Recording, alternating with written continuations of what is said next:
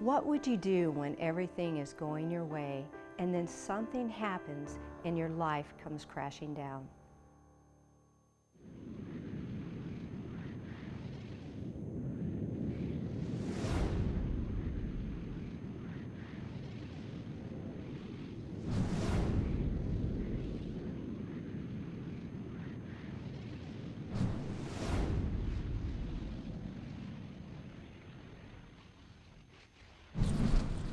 The Bowling family are no strangers to the Christian music world.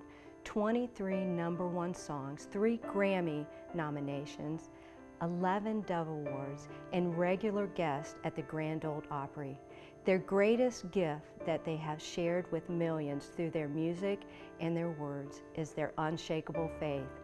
And it was tested the day that their tour bus crashed headed to a concert, leaving them with severe life-threatening injuries. This is their story of unshakable faith. This is today's life. So when you think of the Bowling family, what songs do most people request? The first one would be Your Cries Have Awoken the Master, which is probably my favorite song that we have done. Mike is known for carrying some of the traditional back in the 70s sound, and so those as well, some of the traditional Southern gospel from the 70s. But Your Cries Have Awoken the Master is absolutely the most requested song. Mm-hmm. And who inspired you the most? Musically, who inspired me the most was some of the greats like Vestal Goodman, and I always loved Sherry Easter, and a group called the Magruder's, who I can remember our parents driving us 6 hours one way to hear sing, all of us kids when we were first starting to sing. And the anointing was just so strong. And when they would sing, you felt like they were ministering to just you. And I'm so thankful that they exposed us to those kinds of ministries, that it was really about the people and not just about a stage, but it was about so much more, and altar calls and things like that. But those are some and the Isaacs. Love the Isaacs. Now you are on the road all the time. How much are you traveling? We travel probably 200 dates a year. So all the time, about every weekend, we're out on tour somewhere, 3 or 4 days a week. So, and all of the girls with us, and that's all that I've known for 20 years. So. And within that 20 years, there was a time that turned tragic for you. Yes. In 2010, July of 2010, we were in a bus wreck in Belmont, North Carolina, and that day changed everything for us. Our whole world got turned upside down on that day, and we will never be the same because of that day. It just happened so fast that the first thing I remember is rolling out of my bunk when we came to the stop, and my first thought was, my baby was only 3 at the time, and often she would lay down for a nap with me, and I remember thinking, she's not in here with me. You know, I was kind of, just woke up, so everything was a little, when you disoriented. So when the brake slammed and it stopped, I walked up front, and I opened the door to the front lounge where everybody was, and where the roof was, it was just demolished, and the sun was shining through the front of the bus. I mean, it was just no words to describe how messed up the bus was, and it honestly felt like a dream. It didn't feel like reality.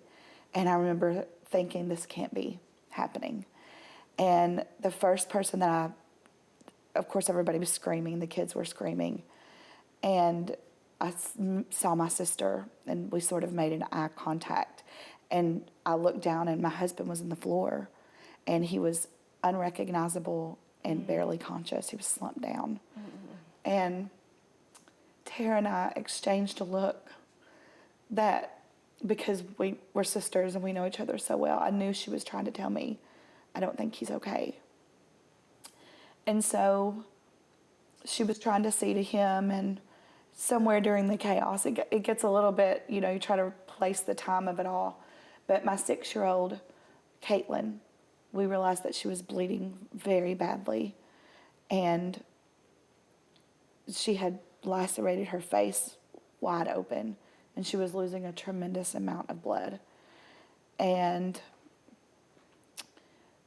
we just were trying to see to her, and we were trying to get Mike to just speak or moan, and he finally moaned. And finally we got everybody off the bus with the help of, our employees and stuff, and a helicopter came and they took Mike. And honestly, that's when it all started to sink in that this had really happened. And it was starting to get real that life had really changed and it was going to be different. Kelly, tell me about the ER experience and the healing, and how long were you in the hospital? I was in the hospital for almost a week. Mike was miraculously, we found out he had a bleed on his brain and a fractured skull. So he scared us so badly, but amazingly didn't have to have surgery for the brain bleed, which was just the power of prayer, in my opinion. So he got to leave, and Caitlin had plastic surgery on her face, and she had crushed her clavicle. But they got to leave before I did because my back, so that they were at a hotel, obviously, there in Charlotte, but my back was, the vertebrae had burst when it threw me in my bunk, and my feet hit the wall of my bunk. It caused a really bad break in my back. And so I ended up being the one that was... How long did it take for you to recover? To fully recover and get rid of my back brace and the walker, probably 5 or 6 months. Honestly, I did want to go back to sing because I knew it would require a bus.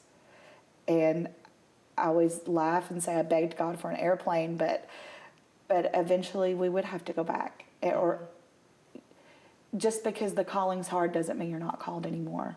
And God knew our hearts were broken, but we had to decide, are we called or not? And are we going to trust God to walk back to what we know we're called to do? So it took 6 months, and then you were back on the road? It took about 6 months of recovery before we could even think about it, And Mike, with a head injury, he couldn't even sing a song without a headache at first. He would sit down at the piano and try to sing, and he would get a headache. And so going back was a process. We had to work just a little bit when we went back, and I couldn't even stand up straight. I couldn't stand up for very long at a time. And then, of course, the emotional part of it. Everybody had suffered all that, and my kids was the hardest part. That was the hardest part as a mom, because I felt such a guilt that happened to them in the first place because we were out traveling, and having to weigh that out in my mind and think, is this fair? Is this right? But kids are so strong, and God just provided the grace that we needed to go back out. And because we went back out, I believe that we'll never be the same. The calling seems greater, and the ministry seems, it's almost like God put a new fire in us because we got to survive, and now we can tell other people that they can survive too. Kelly, thank you so much, and for sharing your story and your unshakable faith. That's going to impact so many lives. Thank you. My friend, has your life crashed around you and you need healing in your life? Let the Lord put all those pieces back together so that you too can share your story of unshakable faith that will give Him honor and glory. This is Today's Life. Thanks for watching. I'll see you next week.